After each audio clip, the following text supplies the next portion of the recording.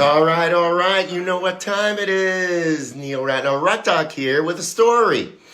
In honor of musician, singer, songwriter, and producer Peter Gabriel's 70th birthday this past week, I thought I would tell you a few things about Peter that you might not know.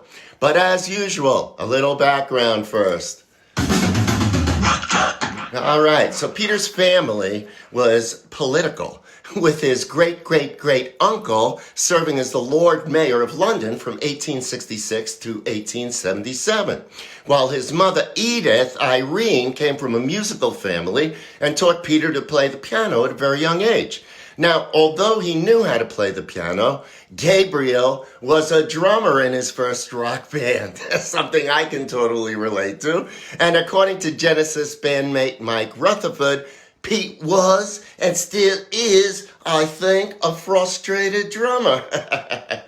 As am I. Okay. Now, Genesis was formed in 1967 when Gabriel got his friends from the Charterhouse School, Tony Banks, Anthony Phillips, Mike Rutherford, and drummer Chris Stewart, to join him in a band which was kind of being managed by another former Charterhouse student, Jonathan King, who had actually had quite good success as a producer, and he was a natural choice for them to go to because they wanted to record a real record and get a record deal. All right, and King liked them very much, and he particularly liked Gabriel's voice, and he took him on. Okay, in the early days of the band, Genesis traveled with a cheap PA system, which was terrible, and it frustrated Peter because nobody could understand what he was singing. So as a result, he decided to come up with a unique way of displaying his personality. According to Steve Hackett, the first costume he remembered Gabriel wearing was the red dress and the fox head created to immortalize the cover of Foxtrot. Now, the funny thing was, the band had no idea Peter was going to do this. And at first, they got bummed out, thinking it would ruin the show. You know, he came out with this red dress, his wife's red dress, and the fox head. And it was during Musical Box on the Foxtrot tour, the song Musical Box. At any rate, it was quite the opposite. The fans went nuts, encouraging Peter to come up with other interesting stage personalities to illustrate the band's musical ideas, which he did for a number of years.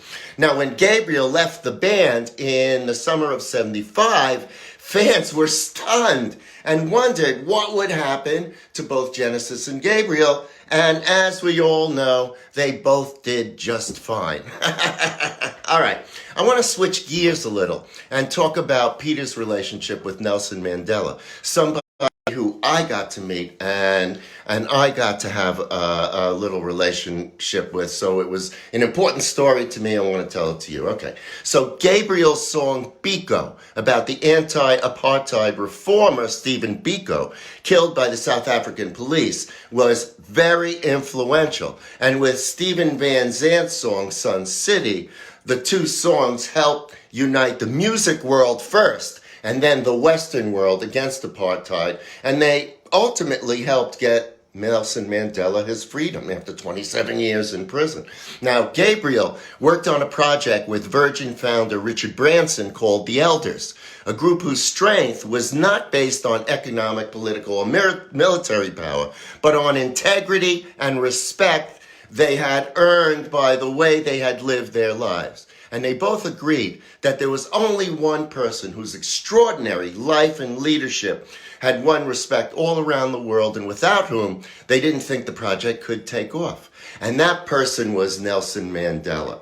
And as I said, I also had the incredible honor of meeting and spending time with Mandela. And unbelievably, he helped finance a charity I started in Africa back a number of years ago. So, you know, I wrote the book Rock Doc, and I wrote about my first time meeting Mandela. So I thought it would be fun just to give you a little sense of what it was like for me.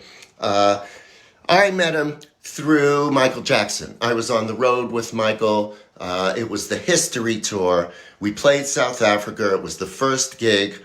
It was in, I'm trying to remember, I think it was in Cape Town. And we knew Mandela was president of South Africa. We knew he was coming to the show after after we were finished, he'd come into the dressing room, and Michael told me I would definitely get to meet him, which, he was a hero of mine already, and it was something that I had pleaded with Michael. Let me get a picture, let me shake his hand, whatever. All right, from the book. After the show, as we waited for the president to arrive, a palpable air of excitement filled Michael's dressing room. Mandela's personal assistant, Zelda LaGrange, a heavy-set, stern-looking white woman, entered the room first, clearing a path.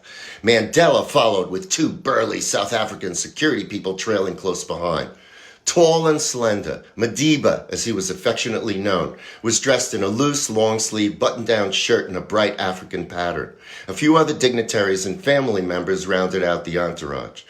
Jerry and Sorella, a friend of Michael's who was there, also knew Mandela, stepped forward, warmly embraced the president. I joined a receiving line of about 10 people, including Michael's manager, the tour promoter, and key members of Michael's production team. The room hushed as Jerry led the South African leader to the far end of the line. Mandela spent a minute or two with each individual, shaking hands and exchanging a few words. Waiting, I felt I was as if I were in the presence of someone extraordinary. Of course, this was the president of South Africa, which was special. But there was something else. A peaceful air surrounded Mandela, and his eyes projected deep inner wisdom. But it was his infectious smile that infected me the most. When it was my turn, I introduced myself as Dr. Neil Ratner. President Mandela looked surprised to find a physician in the line. He asked how I liked South Africa, and I told him it wasn't my first time here. He smiled and said I should keep coming back. As he walked away, he looked back toward me. Doctor, make sure you take good care of Michael. All right, it went on from there, and I got to spend time with him alone. And, if you get the book, you can read about it, and if you're going to get it from my website, neilratnerrockdoc.com. There's a little place there that says, buy the book. I'll endorse it anyway. All right, back to Peter Gabriel. So, here's what Gabriel said about Mandela. Madiba was famous for his good humor, his charm, and his easygoing yet humble way of getting the attention of everyone in the room, as I just said. He enjoyed making mischief, and with a musician's sense of timing. He knew exactly how long to pause when he delivered his deadpan wisecracks. His patience was also extraordinary. There was no one who came near him who didn't dream of having their photograph with him. That is for sure. Even those in my country had called for his execution as a terrorist many years before. After they let him out of jail and he was the president, they all wanted their picture with him. Made me think of one of those fairground novelties where you stick your head through a board to appear alongside some childhood hero. As his legend grew, there would be more and more expected of him. He never encouraged the myth-making, but he knew his all-encompassing global status could be used for good and was always prepared to trade on it. He always put the service of those in need at the top of his agenda, and he showed the world that we could all slide that dividing line between them and us, important right now, I think, with less and less whom we push away as them, and more those we bring close and call us. I think that's a nice message for today. Peter Gabriel, I think he's done a great job. All kinds of music. He also started WOMAD, World Music. There's some great stuff with Peter and various African artists. At any rate, happy belated birthday, Peter Gabriel. That's it. That's my story for today. I hope you enjoyed it. Catch me on Facebook. Keep sharing those songs so that I could keep adding them to the Rock Doc Medicine Cabinet on Spotify. I've got a fairly new podcast out there with this great author, Tony Fletcher, wrote books on The Who, wrote books on REM, Wilson Pickett. It's a nice interview. There'll be more coming as we go into the spring and summer. All right, that's it for today. Holiday weekend here, President's Weekend. If it's a holiday for you, enjoy. If not, enjoy the day. And I'll see you real soon somewhere. All right, Neil Ratner, Rock Doc, out for now. And remember, keep on rocking.